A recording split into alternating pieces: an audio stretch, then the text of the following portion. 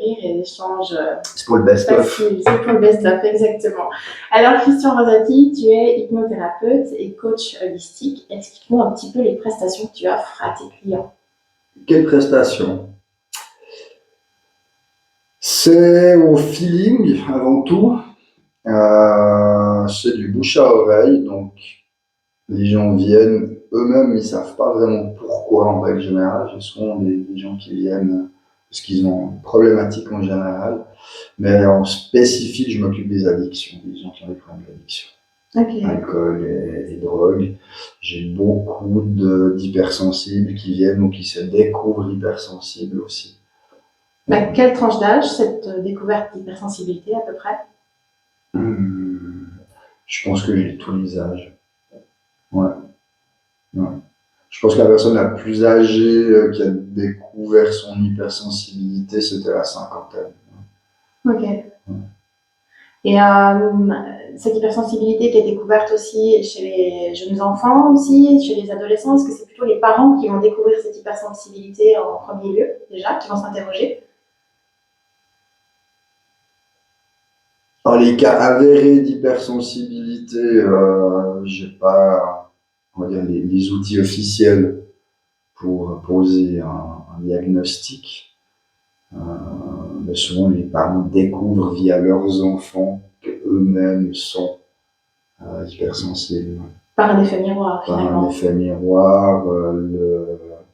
Les hommes sont moins concernés parce que c'est vrai que de par la société, ils ont déjà des postes à responsabilité où ils peuvent mettre leur créativité en route et si c'est une femme qui est au foyer, elle va découvrir plus tard à travers les enfants de l'identification à travers les enfants, se dire bah, tiens moi je suis pareil quoi.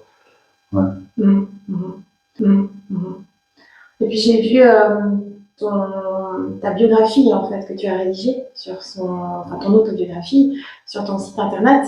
Tu as un parcours qui est très atypique aussi et surtout chargé de force, de résilience. Est-ce que tu veux nous expliquer un petit peu ton parcours ou surtout nous expliquer si c'est grâce à ce parcours-là que tu offres ces prestations en lien avec les addictions ou les dépressions, les autodépressifs et pour les personnes qui sont dites neuroatypiques, si on veut bien aussi.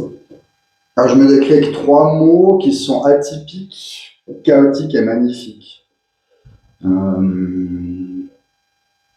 Je sais pas par où commencer.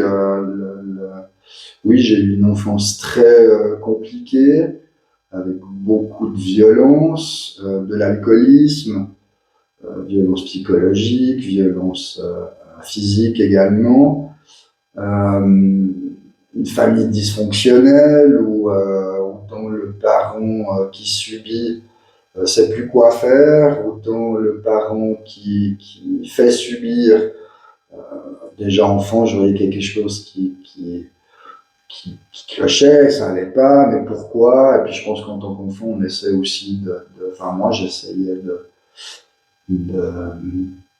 d'amener la paix dans la maison, mais non, ça fonctionnait pas. J'ai quitté la maison à l'âge de 16 ans pour commencer mon apprentissage, effectivement, comme contrôleur dans les trains au CFF. Là aussi, un apprentissage difficile. Comme je dis, j'ai appris à boire pendant le service en apprentissage, donc j'avais déjà ma carrière d'alcoolique qui avait débuté. Suite à ça, une mutation. Suite à ça, des résultats catastrophiques, un renvoi, j'ai jamais fini mon apprentissage, jamais eu mon CFC donc. Ensuite, j'ai été engagé dans une compagnie privée, toujours comme contrôleur, c'était prévu pour 6 mois. J'y suis resté quelques années, 10-12 ans, quelque chose comme ça. Ensuite, comme on dit, j'ai voulu voir si l'herbe était plus verte ailleurs. Et j'ai pris mon sac à dos, je me suis barré. J'ai pris toutes mes économies, mon sac, et je suis parti. Quand je suis rentré en Suisse, j'ai même créé des groupes d'aide bénévolement.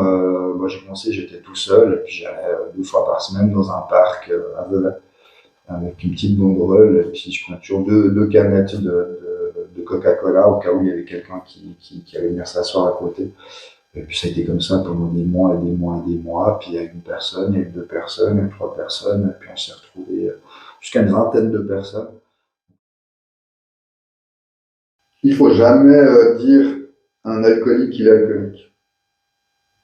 C'est une réalité qu'il ne voudrait absolument pas Ah entendre. oui, parce qu'il n'a pas de problème. Il n'a pas de problème. C'est le titre de mon spectacle, d'ailleurs, j'ai pas de problème. Ensuite, je crois qu'il faut beaucoup d'amour et beaucoup de patience. Et donc la personne, elle n'aura pas décidé d'arrêter, elle n'arrêtera pas. Voilà. Et comment soutenir au moment où cette personne a décidé d'arrêter? Parce qu'on a un peu la famille qui va dire non mais c'est juste un verre, tu peux essayer quand même. Non, Finalement de dire oui, c'est pas parce que tu arrêtes de boire que moi je dois m'arrêter de boire. Ben si. Voilà. Et moi tout ce que je demande c'est du respect vis-à-vis de ceux qui ne consomment pas.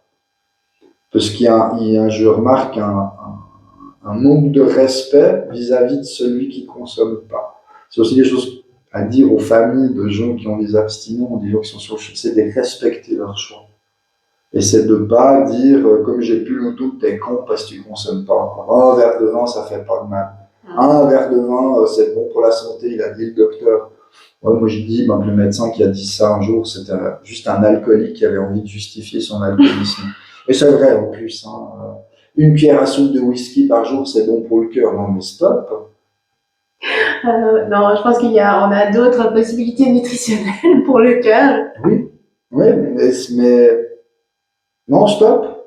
Cette sensation de gosier, ah ouais, je connais, ah ouais, c'est bon, et puis on a des réflexes conditionnés qui reviennent. C'est aussi avec ça que je travaille en coaching, en hypnose, c'est sur ces réflexes conditionnés. Finalement, une ampoule au niveau addictif dans ton cerveau, c'est une ampoule que tu vas clic éteindre pendant un moment, mais tu as toujours ce fil pour pouvoir la rallumer à quelques... Je travaille beaucoup sur la première fois.